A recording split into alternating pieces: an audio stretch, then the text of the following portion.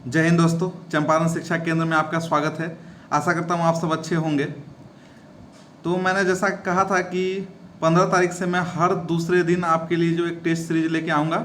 तो आज हमारा पहला टेस्ट सीरीज आ गया है, तो बिना टाइम लिए हम शुरू करते हैं। हमारा पहला क्वेश्चन है, 1926 में नौजवान भारत सभा किसके द्वारा बनाई गई?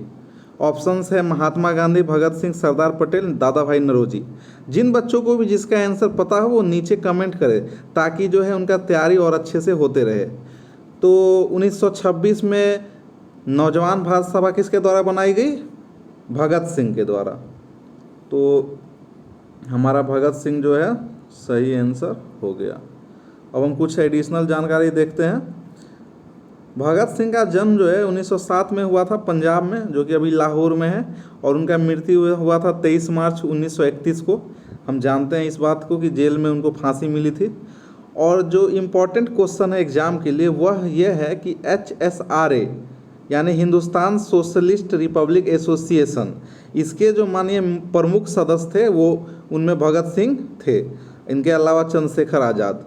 तो ये इम्पोर्टेंट है कि HSRA का सदस्य जो थे भगत सिंह थे। इसके बाद इनका एक प्रमुख लेख था, इसको भी ध्यान रखेंगे, मैं नास्तिक क्यों हूँ, मैं नास्तिक क्यों हूँ। तो इतना इस क्वेश्चन से हमें इतना चीज़ को ध्यान में रखना है। दूसरे क्वेश्चन को आइए हम देखते हैं। राजस्व में रैयतवारी प्रयोग का प्रारंभ किसके द्वारा की गई? राजस्व में रैयतवारी का प्रयोग किसके द्वारा प्रारंभ की गई? तब आपके ऑप्शंस हैं Henry Woods, Reeds, David Records, Stuarts. तो इसका आंसर मैं आपको बता देता हूँ, रीड होगा। इसका क्या आंसर होगा? रीड। तो याद रखेंगे रीड। आइए देखते हैं क्या हुआ था। तो 1820 में सर थॉमस मुनरो और अलेक्जेंडर रीड, इनके द्वारा जो है सबसे पहले शुरू की गई थी इस प्रथा को। और इस प्रथा में क्या होती थी कि आपका स्वामित्व का जो अधिकार था वो डायरेक्ट किसानों के हाथ में होता था और किसानों से डायरेक्ट टैक्स लिया जाता था। इसके अलावा उस कुछ ब्रिटिश काल की और प्रमुख प्रथा है जिसको हम ध्यान से देखेंगे कृषि संबंधित। तो इजारेदारी प्रथा, जिसको कि वारेन हेस्टिंग ने शुरू किया था, और इसमें 5 वर्षीय ठेके की व्यवस्था थी, यानी 5 साल पे ठेका की तरह उसका भूमि जो है दिया जाता था। इसके बाद जो अगला इम्पोर्टेंट है वो है अस्थाई बंदोबस्त। अस्थाई बंदोबस्त, जिसको जमींदारी प्रथा भी कहते हैं, इसको जरूर ध्यान रखेंगे। कार्नवालिस, अस्थाई बंदोबस्त किसने लागू किया? कार्नवालिस ने।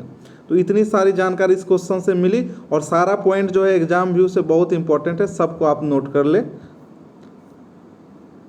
नेक्स्ट क्वेश्चन है, नटाल इंडियन कांग्रेस की स्थापना किसने की? नटाल इंडियन कांग्रेस की स्थापना किसने की? आपके ऑप्शन है मोतीलाल नेहरू, लॉर्ड इरविन, लाला लाजपत राय, महात्मा गांधी। तो हम सब जानते हैं कि नटाल कांग्रेस का स्थापना जो है महात्मा गांधी ने किया था, इसको ध्यान रखेंगे। और महात्मा गांधी ने ये कहाँ किया था? तो ये महात्मा गांधी ने किया था दक्षिण अफ्रीका में। इसके अलावा कुछ प्रमुख चीज़ जो महात्मा गांधी से रिलेटेड है याद रखेंगे।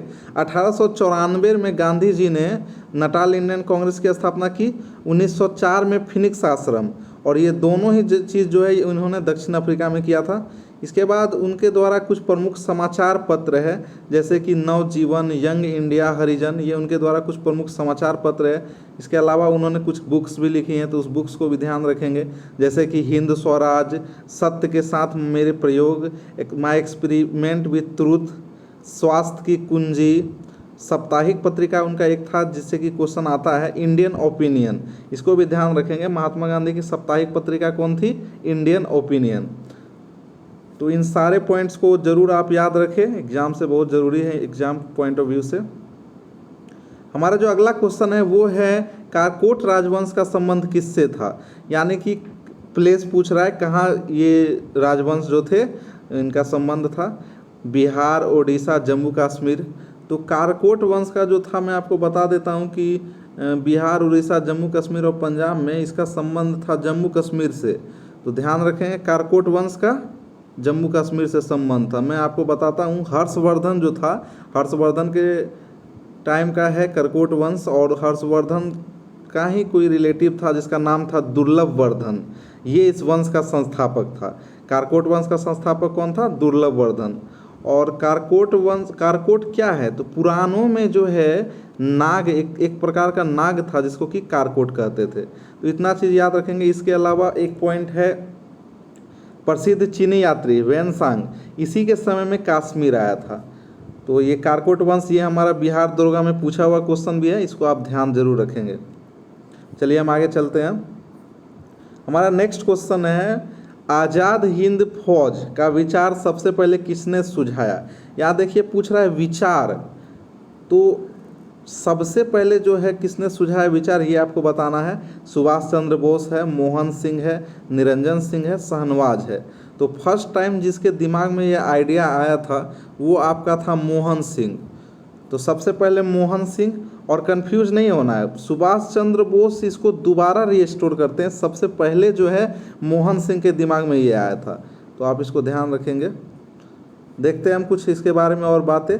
तो मोहन सिंह जो है जापान के हाथों युद्धबंदी को लेकर सिंगापुर गए, यानी जापान जितना भी ब्रिटिश से वर्ल्ड वार 2 चल रहा था, आप जानते हैं, उन ब्रिटिश बंधुओं को जो है इसको सौंपा मोहन सिंह को, इसको लेकर मोहन सिंह सिंगापुर गए और वहाँ पे आज़ाद हिंद फौज का जो विचार था। और सुभाष चंद्र बोस जो है इसका पुनः गठन किए। तो ये हमारा जो है कुछ प्रमुख हिस्ट्री का क्वेश्चन हो गया। अब हम दूसरे सेक्शन में चलते हैं, ज्योग्राफी, जिसमें हम देखेंगे कुछ प्रमुख क्वेश्चन। तो आइए, तो हमारा ज्योग्राफी का पहला क्वेश्चन है, किस महाद्वीप से कर्क, मकर तथा भूमध्य रेखा गुजरती है। यह क्वेश्चन भी काफ़ी इंपॉर्टेंट है। तीनों रेखाएं के बारे में बताना है आपको, कर्क, मकर और भूमध्य। एक ऐसा महाद्वीप है जिससे कि तीनों रेखा गुजरती है। आपके ऑप्शंस हैं एशिया महाद्वीप, अफ्रीका महाद्वीप, यूरोप महाद्वीप, उत्तरी अमेरिका। तो आप इसका कमेंट में ज़रूर इसका आंसर लिखें। तो आपका जो सही जवाब है वह है आपका अफ्रीका। ये तीनों महाद्वीप किससे गुजरती है, अफ्रीका से। अफ्रीका के बारे में हम कुछ बात जानते हैं कि अफ्रीका को जो है अंध महाद्वीप भी कहते हैं। सबसे ज़्यादा यहाँ पठार पाया जाता है। इसके अलावा जो अफ्रीका है उसमें सबसे ज़्यादा देश है, और ये क्वेश्चन भी बीपीएससी में पूछा हुआ है। तो इसको ध्यान रखेंगे कि सबसे ज़्यादा जो कंट्री है किस कंटिनेंट में है, यानी किस महाद्वीप में है, तो वह है अफ्रीका।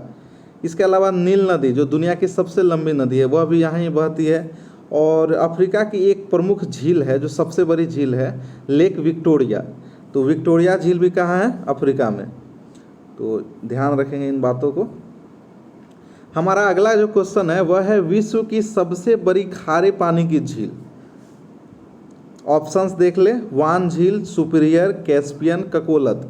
तो इसको बहुत अच्छे से आप याद रखेंगे, क्वेश्चन बहुत इंपॉर्टेंट है। और बीपीएससी भी और चाहे बिहार दरोगा अब जो है ज्योग्राफी का जो है लेवल बढ़ा रहा है, क्वेश्चन नंबर ऑफ क्वेश्चन जो है ज्योग्राफी से ज़्यादा आ रहे हैं। तो आप उसको थोड़ा सा ग्रिप करेंगे ज्योग्राफी को। तो आप कमेंट में इसका आंसर दें। विश्व की सबसे बड़ी खारे पानी की झील, वान झील, सुपीरियर, कैस्पियन, ककोलत।